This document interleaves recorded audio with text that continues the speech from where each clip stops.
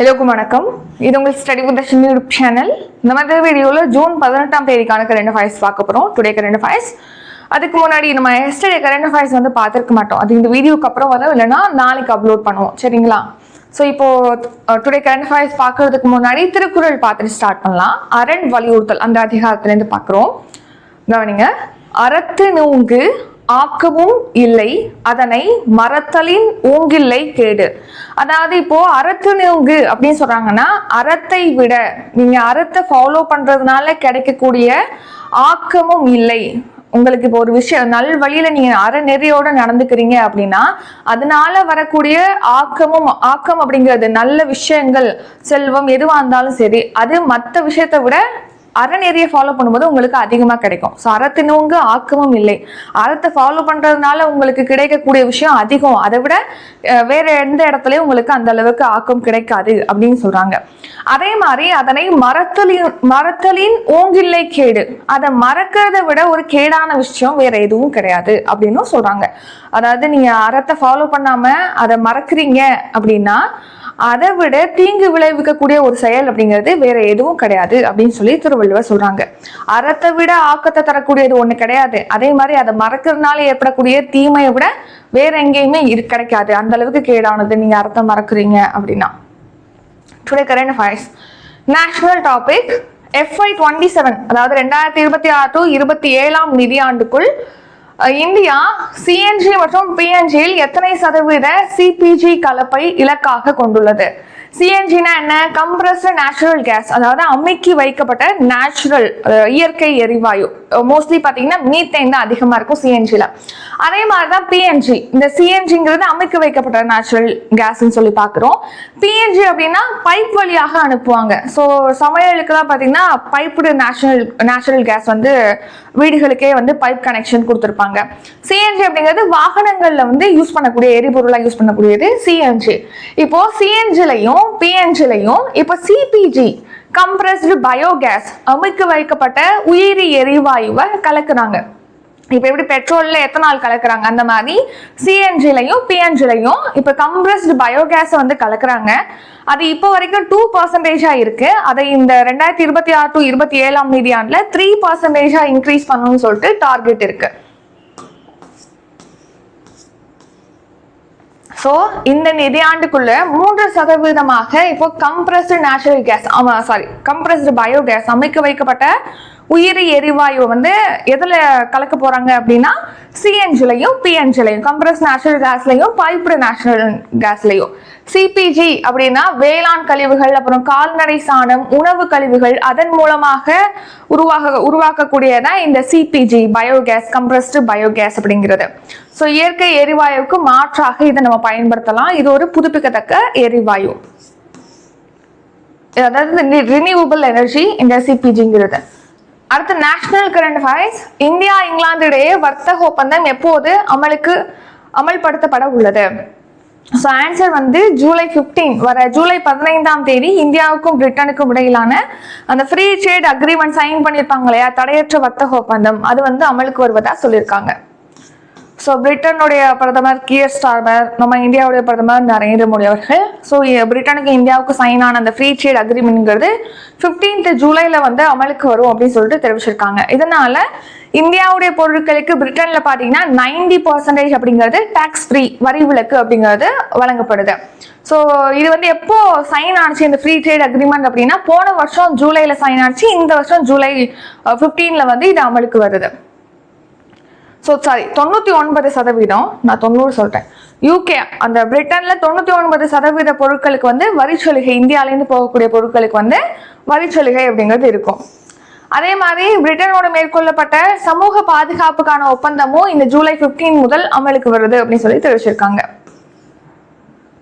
Next Tamil Nadu current affairs. Tamil Nadu அரசு மற்றும் இன்ஸ்பேஸ் இணைந்து எந்த மையத்தை அமைக்க ஒப்பந்தம் செய்துள்ளது?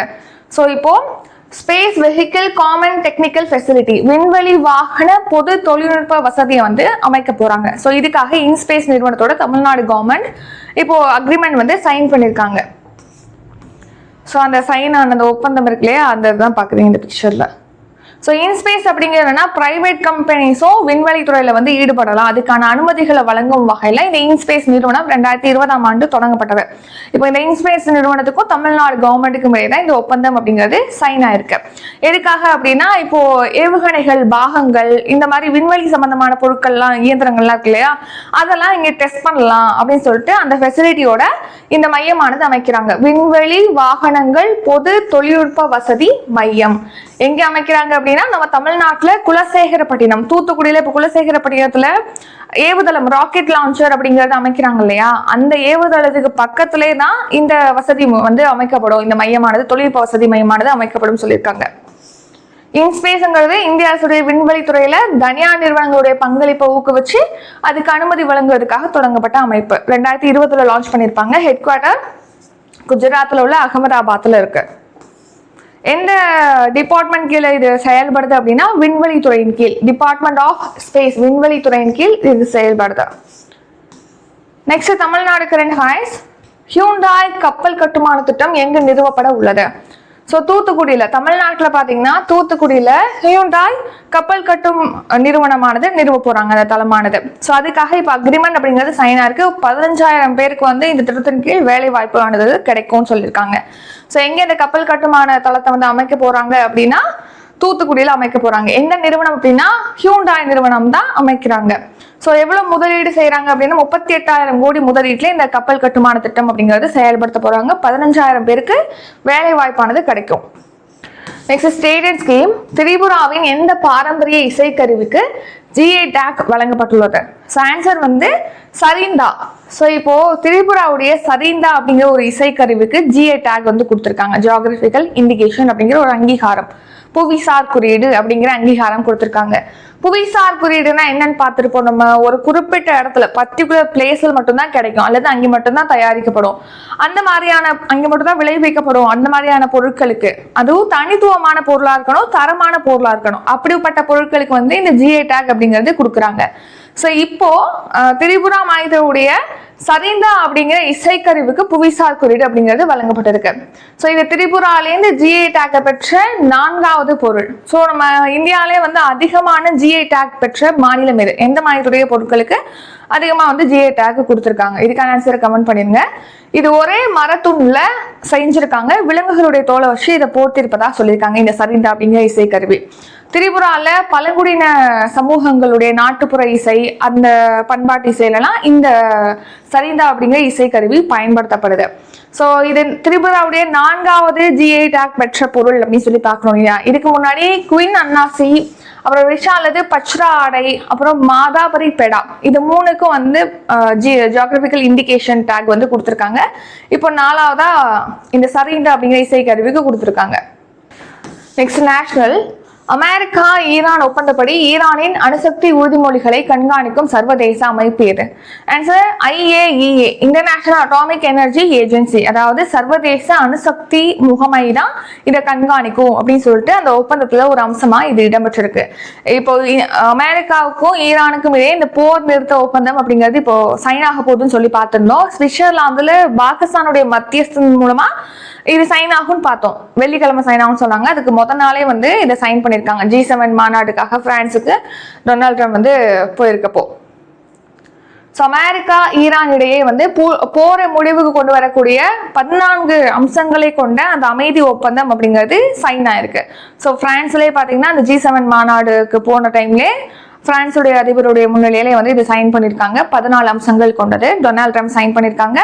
அதே மாதிரி ஈரானுடைய மசூத் பெசஸ்கியான் அதிபர் அவருமே வந்து சைன் பண்ணியிருக்காங்க.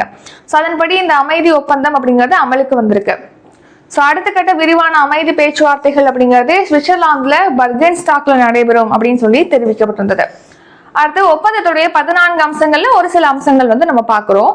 லெபனான் இந்த மாதிரி பல்வேறு முனை தாக்குதல் அப்படிங்கிறது நடத்தப்பட்டது இல்லையா, லெபனான் ஈரான்ல எல்லாம் தாக்குதல் நடத்தினாங்க இல்லையா, சோ அதெல்லாம் முற்றிலும் ஸ்டாப் பண்ணிடுவோம் அப்படின்னு சொல்லி தெரிவிச்சிருக்காங்க. ஈரான் துறைமுகங்களுக்கு எதிராக அமெரிக்கா விதித்திருந்த கடல் வழி முற்றுகை வந்து முழுமையாக வாபஸ் பண்ணிடுவோம் அப்படின்னு சொல்லி தெரிவிச்சிருக்காங்க. சர்வதேச அந்த ஹோர்மோஸ் நீரிணை, அதிகமா வர்த்தகம் நடக்கக்கூடிய அந்த ஹோர்மோஸ் நீரிணையை வந்து ஓபன் பண்ணிடுவோம்னு சொல்லிட்டு இப்போ ஈரான் வந்து தெரிவிச்சிருக்காங்க. நெக்ஸ்ட் ஈரானுடைய மறுகட்டமைப்பு, ஏன்னா நிறைய லாஸ் ஆயிருக்கு இல்லையா, இன்ஃப்ராஸ்ட்ரக்சர் அப்படிங்கிறது லாஸ் ஆயிருக்கு இல்லையா, ஸோ அதெல்லாம் மறுகட்டமைப்பு செய்கிறது. அங்கே பொருளாதார வளர்ச்சிக்காக $300 பில்லியன் நிதியுதவி திட்டமானது உருவாக்கப்படும் அப்படின்னு அதுல ஒரு அம்சமா இருக்கு. ஈரான் தனது அணு ஆயுத பரிசோதனைகள் அப்புறம் அணுசக்தி செறிவூட்டல் திட்டங்களை IAEA, அதாவது சர்வதேச அணுசக்தி முகமையுடைய கண்காணிப்பின் கீழ் கட்டுப்படுத்துறதுக்கும் ஒப்புக்கொண்டிருக்காங்க. ஸோ இந்த மாதிரி ஒரு 14 அம்சங்கள் அந்த ஒப்பந்தத்துல இருக்கு.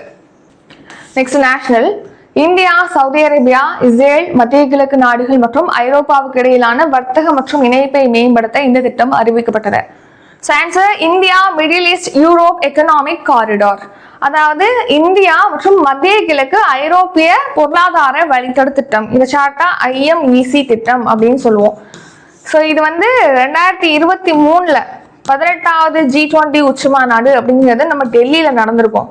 ஸோ அந்த மாநாட்டில் பிரைம் மினிஸ்டர் மோடி அவர்கள் இந்த திட்டத்தை அறிவிச்சிருப்பாங்க. அதாவது என்னன்னா, ஒரு பொருள் நம்ம நாட்டில் உற்பத்தி ஆகுது அப்படின்னா அது மற்ற நாடுகளுக்கு போகணும் அப்படின்னா அதுக்கான வழித்தடம் அப்படிங்கிறது சரியா இருக்கணும். போக்குவரத்துக்கான வழித்தடம், ஸோ தரை வழி போக்குவரத்து, அப்புறம் நீர்வழி கப்பல் வழி போக்குவரத்து, இதெல்லாம் கரெக்டா இருந்துச்சு அப்படின்னா அதன் வழியாக போய் இன்னொரு பொருள் இன்னொரு நாட்டுக்கு ஈஸியா போய் அனுப்பிடுவாங்க. இது பொருளாதாரம் அப்படிங்கிறது மேம்படுது. ஸோ அதனாலதான் பொருளாதார வழித்தடம் அப்படின்னு சொல்லி இதை சொல்றோம். ஸோ இந்தியாவிலேருந்து அப்படியே மத்திய கிழக்கு நாடுகள் இணைச்சு நெக்ஸ்ட் யூரோப்புக்கு போகுது இந்த வழித்தடம், IMEC வழித்தடம். ஸோ இதே மாதிரி இந்த திட்டம் மாதிரியே இது G20 மாநாட்டில் பிரைம் மினிஸ்டர் மோடி இந்தியாவையும் மத்திய கிழக்கு நாடுகளையும் யூரோப்பையும் இணைக்கணுங்கிறதுக்காக இன்ட்ரடியூஸ் பண்ணியிருப்பாங்க. இதே மாதிரி இப்போ ஆப்பிரிக்கா, லத்தீன் அமெரிக்கா அந்த மாதிரி நாடுகளையும் நம்ம இந்த மாதிரி ஒரு ஸ்கீம்லுக்குள்ள கொண்டு வரலாம். அதுக்கான திட்டத்தை முன்மொழியணும் அப்படின்னு சொல்லி தொடங்கணும் அப்படின்னு சொல்லிட்டு G7 மாநாட்டின் போது பிரைம் மினிஸ்டர் மோடி தெரிவிச்சிருப்பாங்க. அதனாலதான் பாக்குறோம். G7 மாநாடு இந்த வருஷம் எங்க நடக்குது? பிரான்ஸ்ல ஏவியன் நகரத்தில் நடக்குது. இந்த வருஷம் நடக்கிறது எத்தனையாவது மாநாடு? இதுக்கான ஆன்சரை கமெண்ட் பண்ணுங்க. இது உங்களுக்கான கொஸ்டின். Next national. 2025-26 ஆண்டில் இந்தியாவின் பாதுகாப்பு தளவாட உற்பத்தி மதிப்பு எத்தனை கோடியாக அதிகரித்துள்ளது? ஆன்சர் 1.78 லட்சம் கோடியாக அதிகரிச்சிருக்கு 2025-26. ஸோ நம்ம தொடர்ந்து பார்த்தீங்கன்னா பாதுகாப்பு தளவாடங்களோட ஏற்றுமதி அப்படிங்கிறது நம்ம நாட்டில் இன்க்ரீஸ் ஆயிட்டு வருது அப்படின்னு சொல்லிட்டு நம்ம தொடர்ந்து ஒவ்வொரு இயர்ஸா பார்த்துட்டு இருக்கோம். இந்த வருஷமும் அதே மாதிரி 1.78 லட்சம் கோடியாக பாதுகாப்பு தளவாடங்களுடைய ஏற்றுமதி இன்க்ரீஸ் ஆயிருக்கு. உற்பத்தி ப்ரொடக்ஷன் இன்க்ரீஸ் ஆயிருக்கு, அதே மாதிரி ஏற்றுமதியுமே இன்க்ரீஸ் ஆயிருக்கு. ஸோ கவனிங்க, 2025-26 17.78 லட்சம் கோடியா இன்க்ரீஸ் ஆயிருக்கு. 15.6% வளர்ச்சியை நம்ம கண்டிருக்கோம் ஏற்றுமதியில, பாதுகாப்பு தளவாடங்களுடைய உற்பத்தியில. பாதுகாப்புத்துறை சார்ந்த பொதுத்துறை நிறுவனங்களுடைய பங்களிப்பு 76% இருக்கு. அதாவது கவர்மெண்ட்டுக்கு சொந்தமான கம்பெனிஸோட பங்களிப்பு இதுல 76%. பிரைவேட் கம்பெனிஸும் பாதுகாப்பு தளவாடங்கள் உற்பத்தி செய்யறாங்க இல்லையா, அது 24% அவங்க பங்களிப்பை வழங்கியிருக்காங்கன்னு சொல்லி தெரிவிச்சிருக்காங்க கான்ட்ரிபியூஷனா. அடுத்த சென்ட்ரல் கவர்மெண்ட் ஸ்கீம் VPG-RAMG திட்டம் எத்தனை நாட்கள் வேலை வாய்ப்பை உறுதி செய்கிறது? 125 days. நம்ம ஏற்கனவே பார்த்திருப்போம். மகாத்மா காந்தி ஊரக வேலை வாய்ப்பு திட்டம் அப்படிங்கிறது 100 days. அதே டைம்ல VPG-RAMG திட்டம் அப்படிங்கிறது 125 days வேலை வாய்ப்பு ஊரக பகுதிகளில் அந்த கிராம மக்களுக்கு வழங்கப்படுது அந்த சம்பளத்தோட. இப்போ முன்னாடி இந்த ஸ்கீமோட நேமே சேஞ்ச் பண்றாங்க, பிளஸ் அங்கே 100 days இருந்துச்சு, இப்போ 125 days இன்க்ரீஸ் பண்ணிட்டாங்க. முன்னாடி இந்த ஸ்கீம்ல பாத்தீங்கன்னா ஸ்டேட் கவர்மெண்ட் கான்ட்ரிபியூஷன் அப்படிங்கிறது இருக்காது நிதி பங்களிப்புல. இப்போ என்ன பண்ணிருக்காங்கன்னா ஸ்டேட் கவர்மெண்ட் 40% நிதி வழங்கணும்னு சொல்லிட்டு இன்க்ரீஸ் பண்ணிட்டாங்க. அதே மாதிரி வடகிழக்கு மாநிலங்கள், இமாலய பிரதேசங்களில் உள்ள மாநிலங்களா இருக்குன்னா அவங்க 10% மட்டும் இதுல கான்ட்ரிபியூட் பண்ணா போதும், சென்ட்ரல் கவர்மெண்ட் 90% அப்படிங்கிற மாதிரியும் இதுல தெரிவிச்சிருக்காங்க. வடகிழக்கு மாநிலங்கள் இமயமலை பகுதியை சேர்ந்த மாநிலங்களா இருக்குன்னா 10% மட்டும் அவங்க கான்ட்ரிபியூட் பண்ணா போதும் நிதியில அப்படி சொல்லி. இந்த ஸ்கீமோடைய தொடக்க நிகழ்ச்சி ஆந்திரால நடக்கும்னு சொல்லியிருக்காங்க. எப்பனா ஜூலை 1 தான் இந்த ஸ்கீம் தொடங்கப்படுது, அமலுக்கு வருது. இம்பார்ட்டன்ட் டே. வாஞ்சிநாதனின் நினைவு நாள் எந்த நாளில் அனுசரிக்கப்படுகிறது? Answer June 17. ஸோ வாஞ்சிநாதன் பாத்தீங்கன்னா 1911 நெல்லை கலெக்டர் ராபர்ட் ஆஷ் சுட்டு கொண்டிருப்பார். சுட்டு கொண்டோடனே அவங்கள போலீஸ் துரத்துவாங்களே பிடிக்கிறதுக்கு. ஸோ அந்த டைம்ல இவரை தன்னைத்தானே பாத்தீங்கன்னா சுட்டு கொன்று வீர மரணம் அப்படிங்கிறது அடைஞ்சிருக்காரு இந்த ஜூன் 17. ஆஷ் படுகொலை அதே நாள்ல தான் நினைச்சு அதே நாள்ல தான் அவரும் தன்னைத்தானே சுட்டு இறந்திருப்பாரு. சரி கவனிங்க, சுதந்திர போராட்ட தியாகி தான் இந்த வாஞ்சிநாதன் இவர் 1986 பிறந்திருக்காரு. ரகுபதி ஐயருக்கும் ருக்மணி அம்மாளுக்கும். இவருக்கு யாரு துப்பாக்கி சுடுவதற்கான பயிற்சி வழங்கியிருக்காங்க அப்படின்னா வாவேசு ஐயர்கிட்ட தான் துப்பாக்கி சுடும் பயிற்சியை வந்து இவர் பெற்றிருக்காரு. ஆஷ் படுகொலை 1911 ஜூன் 17 அதாவது மணியாச்சி ரயில் சந்திப்புல நெல்லை கலெக்டர் ராபர்ட் ஆஷை வந்து துப்பாக்கியால் சுட்டு கொண்டுட்டு தன்னை தானே அவரும் சுட்டு 25 வயசுல வீரமரணம் அடைஞ்சிருப்பாரு. Short news. இந்தியாவில் லாஸ்ட் 12 இயர்ஸ்ல உணவு தானிய உற்பத்தி 77% வந்து இன்க்ரீஸ் ஆயிருக்குன்னு சொல்லிட்டு மத்திய உணவு அமைச்சர் வேளாண் அமைச்சர் சிவராஜ் சிங் சௌஹானை வந்து தெரிவிச்சிருக்காரு அவர். அடுத்து டுடே கரண்ட் அஃபேர்ஸ் ரிவிஷன் பார்க்கலாம். அதுக்கு முன்னாடி நம்ம சேனல்லேருந்து தமிழ் டெஸ்ட் பேட்ச் வந்து new book old book start ஆகுது. இன்னைக்கு தான் லாஸ்ட் டேட். அதை பற்றி டீட்டெயில் டிஸ்கிரிப்ஷனில் இருக்கு, செக் பண்ணி பார்த்துக்கோங்க. 23 வந்து எக்கனாமிக் கிளாஸஸ் வந்து ஸ்டார்ட் ஆகுது, குரூப் 1க்காக குரூப் 2க்காக. அதை பற்றி டீட்டெயில் டிஸ்கிரிப்ஷனில் இருக்குது, செக் பண்ணி பார்த்துக்கோங்க. இப்போது ரிவிஷன் பார்க்கலாம்.